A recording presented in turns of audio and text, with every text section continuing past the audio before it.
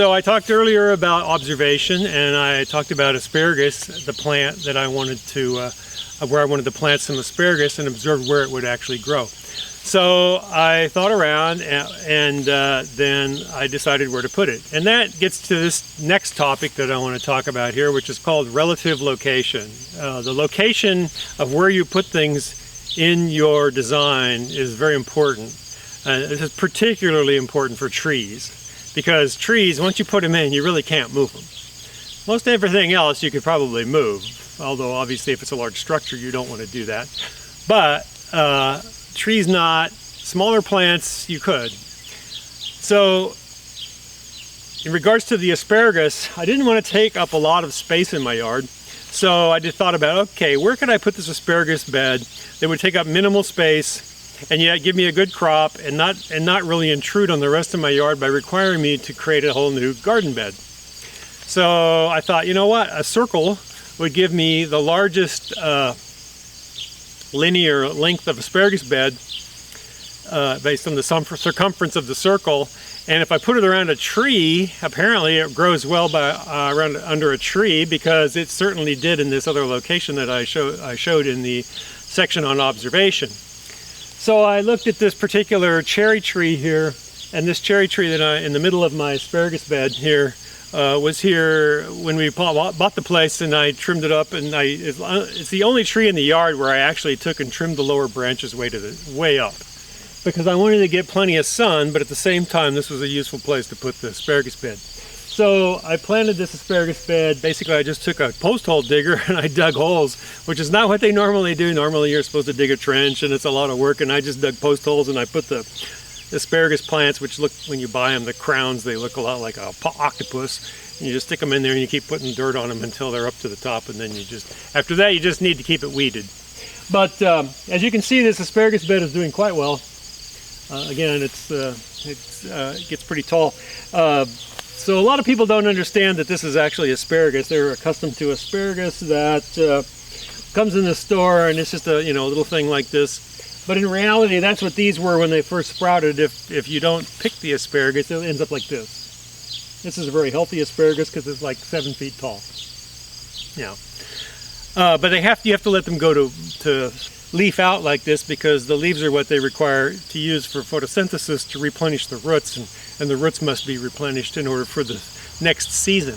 So that's why you have to let them grow. And the main thing in my experience with asparagus is you have to keep them weeded so that other taller weeds don't crowd them out, because if they do, they rob all the sunlight and then the asparagus patch dies, which is probably the most common problem with asparagus that most people have when they lose the bed. So they do require some weeding, but other than that, they're pretty easy to take care of.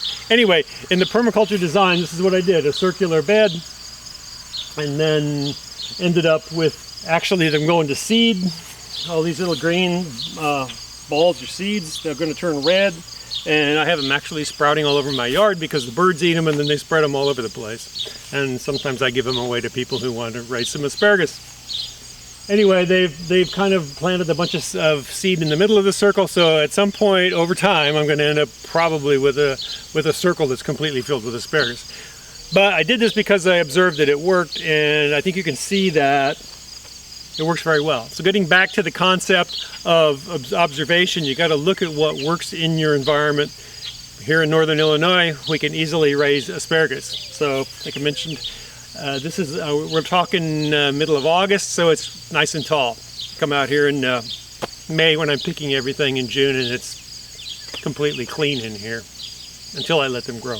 Continuing on with relative location, one quick stop here is in my yard. I have this ditch out on the south side of the property, and just slopes from here, to the road like any regular ditch. And this particular side of the ditch, which wasn't very good soil, was really hard to mow. It was like almost impossible for me to mow it with my mower. So I thought, you know what, this is too much hassle. I don't want to mow it. I'm going to plant something here so I don't ever have to mow it again. So I planted all these daylilies in here, and they took over. And now I don't have to mow it. So it's just an example of, relative location in terms of trying to utilize the plants that you have around you and make your life a little bit easier. Granted, it took a little work to get them planted, But these things spread like crazy and they just stay right here, and so it worked out really well. Continuing with relative location, one of the common ideas in permaculture applications is where to place your gardens in relationship to your house. So the idea is normally whatever you're going to use the most commonly, put that the closest to the house.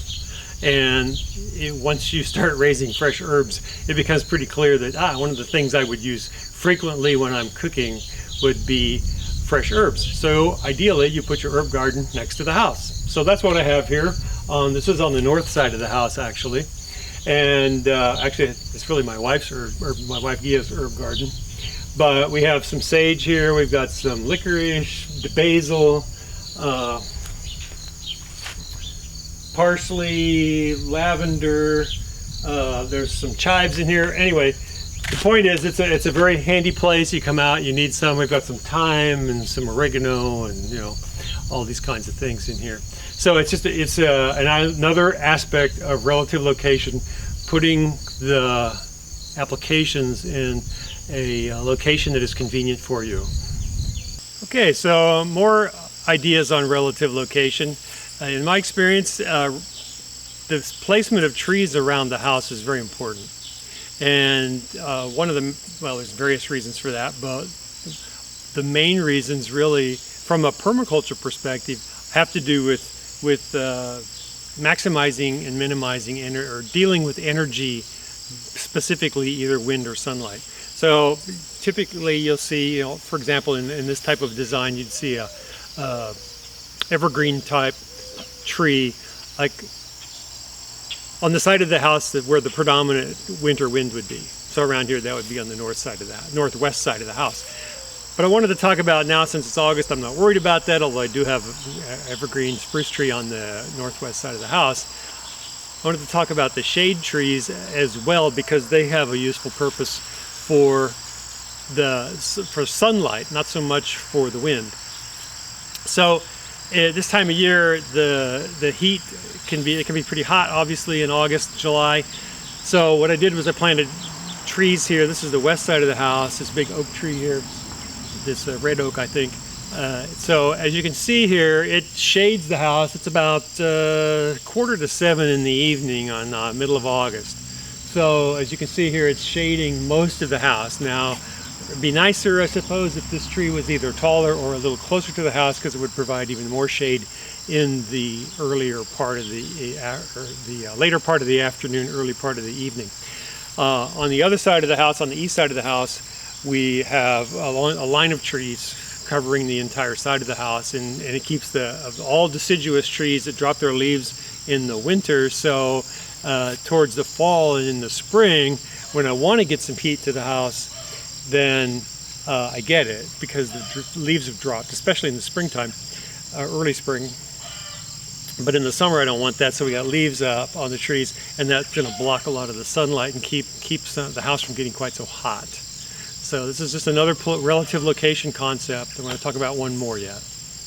Okay, I have a lot of examples of relative location applications in my yard, but the last one I want to talk about here is arguably one of the more important ones, at least to me. And that has to do with this tree right here in the middle of my deck. So this house, when we bought it in 1986, had an old porch over here on the south side of the house now. Had an old porch on it that was falling down. It was in bad shape. And I knew instantly when I saw the house that this was a perfect location to put in a sunroom. Take that porch off and put on a sunroom. So when we bought the house, I realized though that if I put it in the sunroom, I'm going to want some shade. And we ended up putting the sunroom in like 1991. But I knew I was going to want to be able to shade the room. So what I did was I planted this catalpa tree in like 86 or 87. I think it was 87. This catalpa tree, putting it far enough away from the house that when we finally got the sunroom done, I could build a deck around the tree. So the point here is though that this particular tree performs a lot of functions on the property, and I want to talk about that in the next segment.